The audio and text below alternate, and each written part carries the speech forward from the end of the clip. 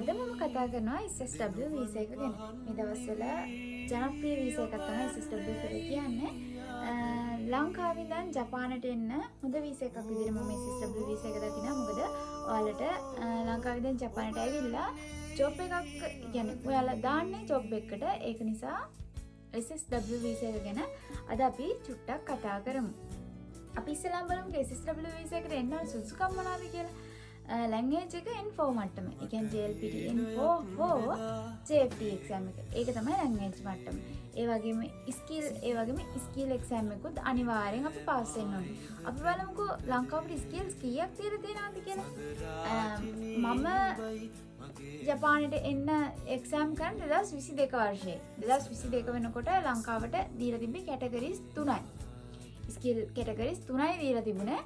ඒ තමයි caregiver, food service සහ agriculture. ඒ category 3 තමයි දීලා තිබුණේ. දැන් කියන්න සතුටුයි.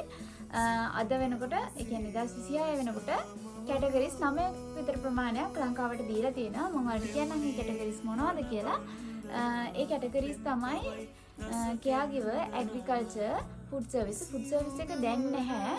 දැන් මාස කිහිපයකට පස්සේ කලින් food service කියන කැටගරි එක අයින් කරා. දැන් food service කැටගරි එක ඇත්තටම නැහැ. ඊට පස්සේ accommodation, ඒ වගේම building cleaning, driving, ඒ වගේම construction, automobile වගේ ස්කිල් ලංකාවට ඇත්තටම දැන් දීලා තියෙන්නේ. ඔයාලට ඒ ස්කිල් එකක් කරලා ජපානයට එන්න පුළුවන්. මම කියනවා ඊළඟට ඔයාලට කොච්චර මුදලක් අය වෙනවද කියලා ලංකාවේ දැන් ජපානයට එන්න සාමාන්‍ය වීසා එකට කොච්චර ප්‍රමාණයක් යනවද කියලා. සාමාන්‍යයෙන් ලක්ෂ 12ත් ලක්ෂ 18ත් අතර ප්‍රමාණයක් තමයි SSW වීසා එකෙන් ජපානයට එන්න යන්නේ. කියන්නේ ඒජන්සි අනුව ගන්න වෙනස් වෙනවා. ඔයාලව ලංකාවේ ඉඳන් මෙහෙට එවනවට ඒජන්සිස් වලට මේ කම්පැනිස් වලින් සල්ලි දෙන කම්පැනි තියෙනවා. ඒ වගේම ටිකට් වගේ දේවල් දාලා දෙන කම්පැනිස් තියෙනවා. ඒ වගේ කම්පැනිස් නුත් මෙහි තියෙනවා. මොකද මම ඒ ගැන පොඩ්ඩක් දන්න නිසා තමයි මම කියන්නේ. එහෙම කම්පැනිස් නුත් තියෙනවා. අපි ඊට පස්සේ බලමු හම්බෙන සැලරි එක කොහොමද කියලා. සාමාන්‍ය වල බේසික් සැලරි එකනේ. කිසිම දෙයක් කැපෙන්නේ කෙටෙන්නේ නැතුව මම මේ කියන්නේ. ඔයාලා වැරදිට තේරුම් ගන්න එපා. මොකද මේකේ කැපෙන දේවල් තියෙනවා. ටැක්ස්, ඩොලර්, ඉන්ෂුරන්ස් වගේ දේවල් කැපෙන දේවල් තියෙනවා. එහෙම කැපෙන දේවල් නැතුව තමන්ගේ බේසික් සැලරි එක සැලරි එක කොළ 18ත් 25ත් අතර. 25ට වඩා වැඩියෙන් ගන්න අය ගොඩක් අය ඉන්නවා. සාමාන්‍යයෙන් කොළ 18ත් 25ත් අතර වගේ ප්‍රමාණයක් කමනවා. ඒකෙන් ටැක්ස් ඒවා මේවා කැපෙනවා. ඒ වගේම ඔයාලා කොලයක් කියන්නේ කීයක්ද කියලා දන්නේ නැත්නම් සාමාන්‍යයෙන් කොලයක් කියලා කියන්නේ ලංකාවේ සල්ලි වලින් 20000කට කිට්ටු වෙන්න. ඒක අර රේට් එක අනුව වෙනස් වෙනවා.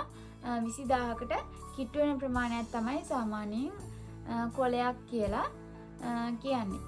ඒ වගේම ඔයාලට අවුරුදු 5කට, අවුරුදු 5කට තමයි මේ SSW1 කියන වීසා එක දෙන්නේ. ඔයාලට ඇවිල්ලා අවුරුදු 2කින් නැත්නම් 3කින් ඔයාලට SSW2 කියන එකට ඔයාලගේ සුදුසුකම් හදාගෙන ලෙවල් එක අප් කරගෙන ඔයාලට SSW2 කියන එකට මාරු වෙන්න පුළුවන්. කිසිම ප්‍රශ්නයක් නැතුව ඔයාලට මාරු වෙන්න පුළුවන්. ඒක කම්පැනිස් වලින් ඔයාලට ඒ දේවල් හදලා දෙනවා. මේ බලමු ඊට පස්සේ කොච්චර කාලයක් ගත වෙනවද කියලා. සාමාන්‍යයෙන් හැමෝම මේක අහන ප්‍රශ්නයක් තමයි කොච්චර කාලයක් ගත වෙනවද මේක අපිට කරගෙන ලංකාවෙන් එන්න.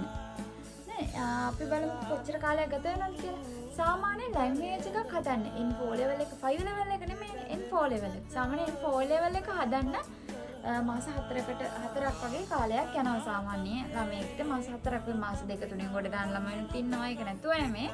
කියන්නේ සාමාන්‍ය පාඩම් කරලා මාස 4ක් වගේ කාලයක් යනවා කොහොමදත්. සාමාන්‍ය ලැන්ග්වේජ් එකක් හදන්න.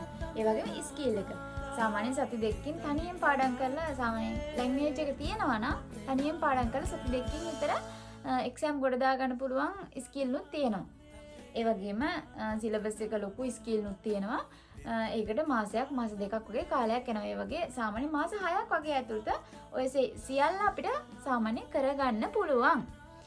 ඊට පස්සේ අපි වීසා එකක් ඇප්ලයි කරපුවාම ඒ කියන්නේ ඔයාලා ඉන්ටර්විව් පේස් කරලා ඉන්ටර්විව් පාස් වෙලා මෙහි ඉමිග්‍රේෂන් එකට ඔයාලගේ ඩොකියුමන්ට්ස් දැම්මට පස්සේ සාමාන්‍ය දින 90ක් කියලා තමයි කියන්නේ. දින 90ක් ගත වෙනවා කියලා කියන්නේ. හැබැයි දින 90ක් ගත වුණාට සමහර ළමයින්ට ඉන්න සති දෙකකිනුත් වීසා එන අවස්ථා තියෙනවා. මාස 4ක් විතර මාස 3ක් විතර ගත වෙන අවස්ථාත් තියෙනවා. ඒ වගේම සති දෙකකින් විතර වීසා ආපු ළමයින්ට ඉන්නවා. ඔයාලට මේ වගේ කියන්නේ මේ ස්කිල්ස් ගැන ඒ වගේ වැඩ කරන්න තියෙන මොනවද? ඒ වගේ දේවල් ගැන දැනගන්න ඕන නම් මැසේජ් එකක් දාන්න. මම ඔයාලට ඉස්සරහට තවත් මේ වගේ වැදගත් වීඩියෝ අරගෙන එනවා. එහෙනම් මම අදට නවතිනවා. මතනේ.